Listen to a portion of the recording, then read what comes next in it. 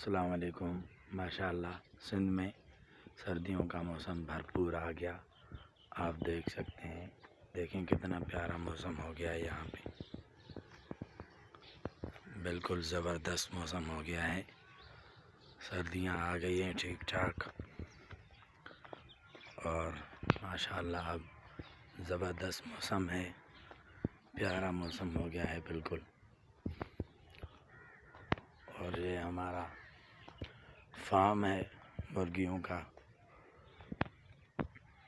जहाँ पे हम मुर्गियाँ रखते हैं। ये देख सकते हैं आप, देखिए।